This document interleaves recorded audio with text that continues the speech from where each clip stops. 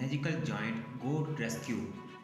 एक गुप्त जगह थी जहाँ पर बहुत सारी बकरियाँ रहती थी। वहाँ पर एक बहुत ही विशाल बकरी भी थी। उसके 3 बच्चे थे। वो सब छोटी बकरियाँ उस विशाल बकरी को अपनी रानी मानते थे। एक दिन वो विशाल जादुई बकरी वहाँ पर नहीं होती। तभी कुछ समय बाद एक जादूगर आ जाता है और उसके 3 बच्चों को कैद कर लेता है और वहाँ से गायब हो जाता है।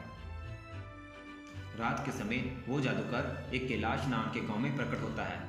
उसी गांव में ज़मीन पर एक बहुत बड़ा गड्ढा बना देता है और उसी में चला जाता है।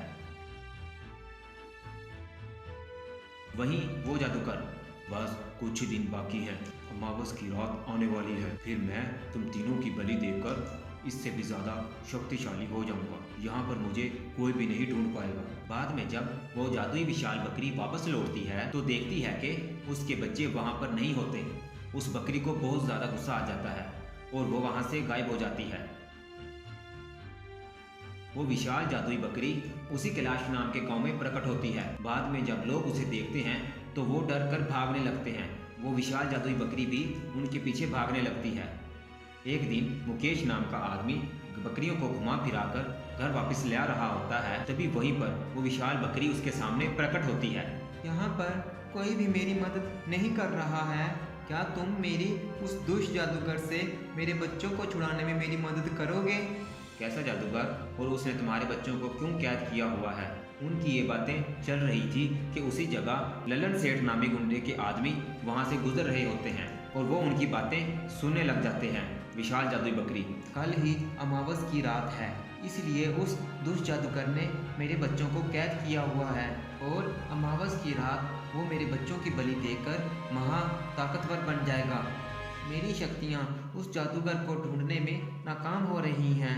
बस मुझे इतना पता है कि वो जादूगर तुम्हारे ही इस गांव में कहीं छुपा हुआ है। चिंता मत करो, उस जादूगर को मैं ऐसा गलत काम नहीं करने दूंगा। उसे मैं ढूंढ कर ही रहूँगा।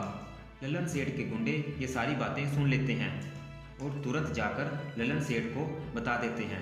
तो वो ललन सेठ, अगर मैं उस दुष्ट जादूगर बकरी की मदद करने का नाटक करूं, बदले में वो तो एक जादुई बकरी है, मैं उससे जितने भी पैसे मांगूंगा वो मुझे देगी।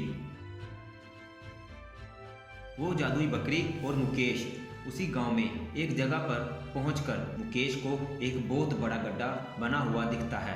तभी वही मुकेश, अगर वो जादूगर इसी गांव में छुपा हुआ है, वो ऐसा गड्ढा तो मैंने पहले कभी नहीं देखा।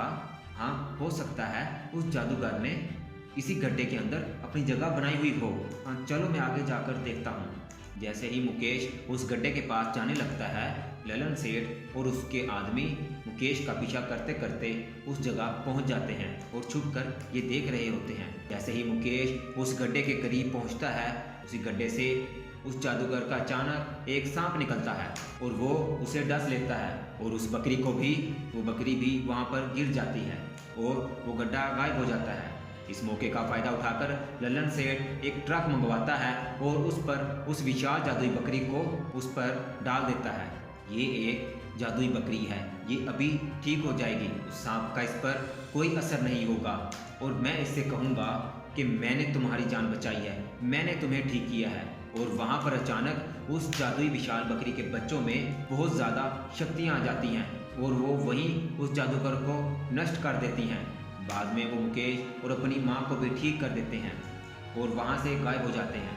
और मुकेश अपने घर में प्रकट होता है और वो देखता है कि उसका पूरा घर बकरियों से भरा पड़ा है और बहुत सारे सोने से भी। मुकेश बहुत खुश हो जाता है